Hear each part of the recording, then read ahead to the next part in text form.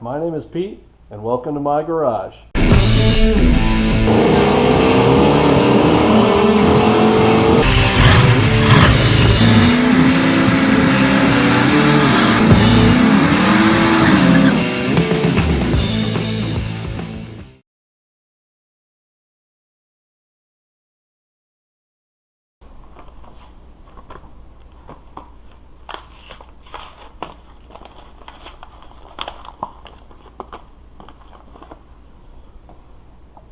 Okay, if you've never used one of these tubes before, cut this off with a razor blade to open it up. Bam. Take the cap off. We need to puncture that. The inside of this cap has a little cone in it. Puncture it.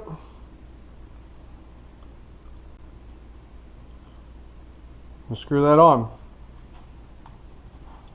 Okay, getting the sealant out of this is kind of a pain in the butt, and if you have to squeeze it and everything. If you get one of these, always save these if you ever get them with anything. You can even use them on your toothpaste if you want. Just roll it. So it puts them in the corner there.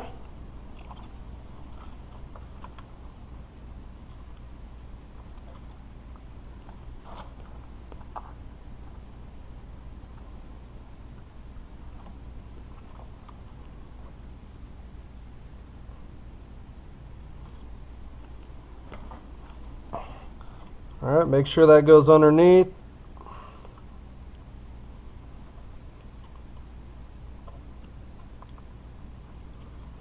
Okay. Do the same on this side.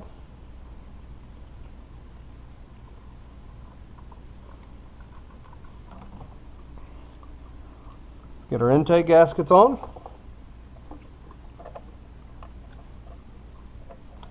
You can see we're pressing it down into the silicone.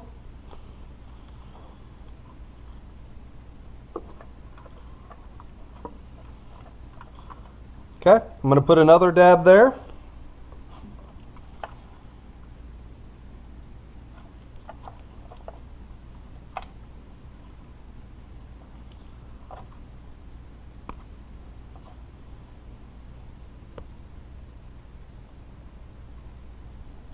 I always leave a little bit sticking out, so if it dries, you can always just pull the plug basically. Okay, my intake manifold's clean and ready to go. You can set it in here. Make sure all your wiring's out of the way.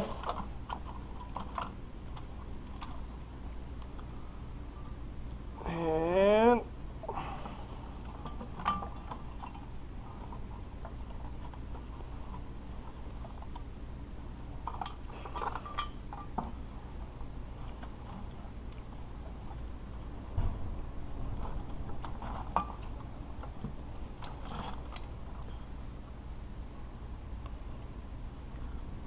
all right, setting in there.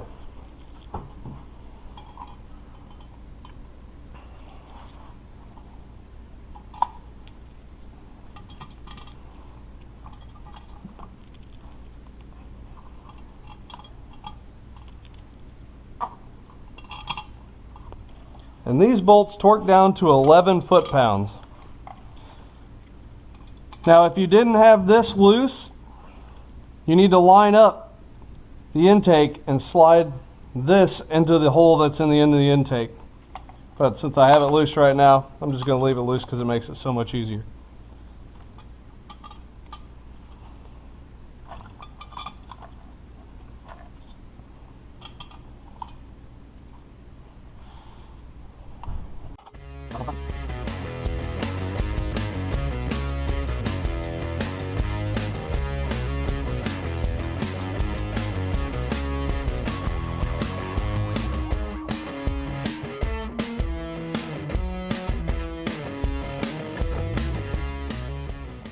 The torque spec on these is 11 foot-pounds, which, if you remember third grade times tables, 11 times 12, because this is an inch-pound torque wrench, is going to be 132 inch-pounds. So I'm going to set it to 132 inch-pounds.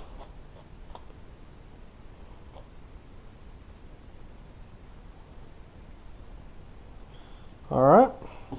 And I'm going to start in the middle, and I'm going to alternate, much like doing a cylinder head. There's that one. 11 foot-pounds, it's not that much, so don't just hammer it down with an impact. I see people do that all the time. That's not the right way to do it. And it might come back leaking.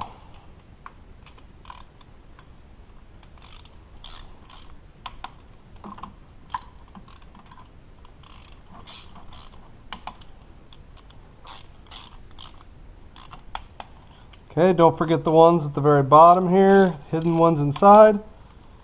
That will cause problems if you do not get those. Seeing some come back, not running right.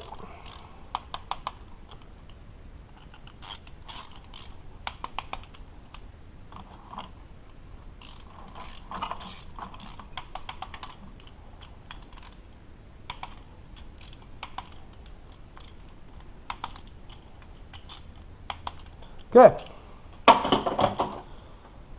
All right, right here is where we're going to have to put our brackets back on.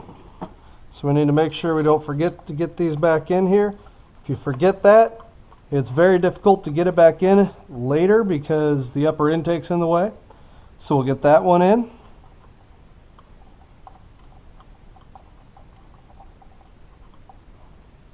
And we'll get the one on the other side in there too.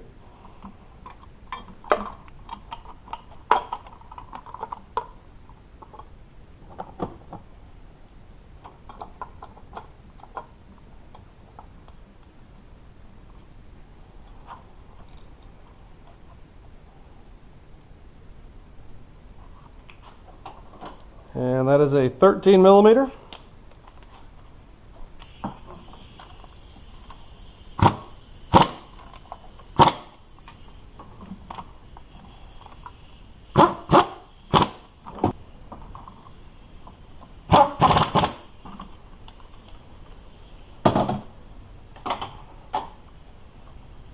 Okay, we'll plug in the coolant temp sensor. And we will also get our EGR tube put in here. All right.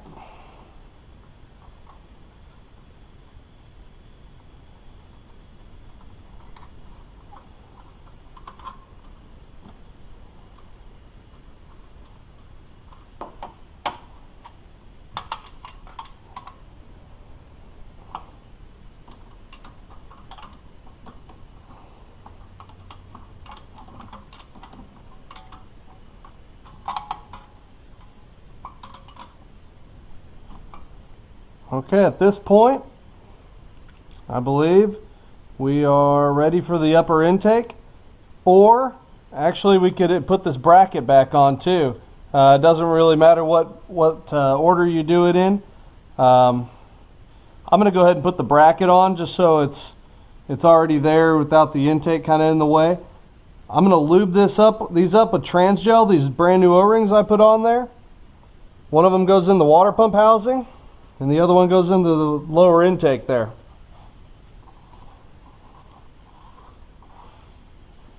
All right, a little bit of Transgel. This is for lubricating automatic transmission parts. I like to use it to lube up O-rings before installing them. Makes them slide in better so we don't roll the O-ring. If you've ever tried to install an O-ring and it have roll on you and then the thing leaks, the brand new one leaks, makes for a bad day.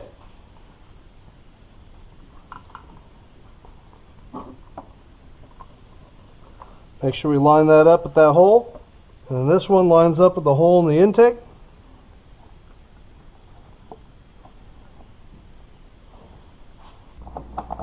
There are 3 bolts for that.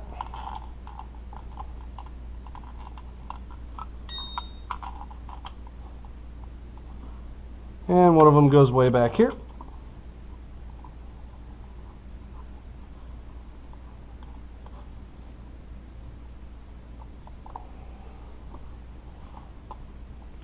Another good use for the trusty hammerhead. Gets into these tight spots. Nice and easy.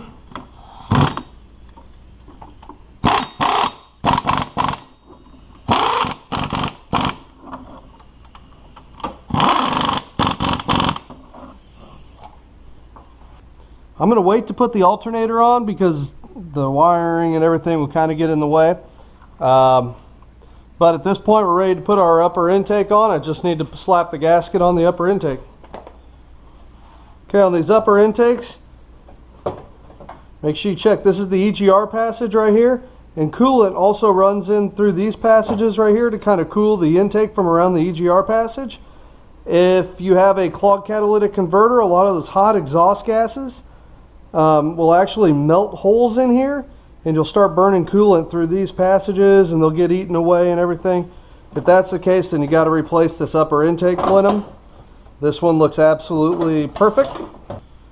Okay, another trick about these intakes. Right here is our what's called our map sensor. Tells the PCM, which is the computer, what the manifold pressure is inside or how much vacuum is in there, since this thing's not supercharged. However, right underneath that is actually the PCV valve also. So it's kind of a weird design that it has this PCV valve integrated in there.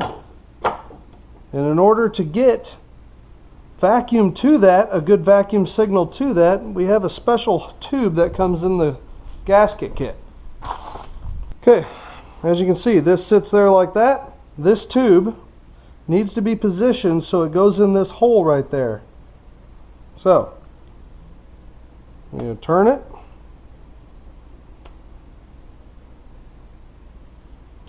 Set that down. Make sure that tube's in the hole. And then clip our gasket on where it's supposed to go.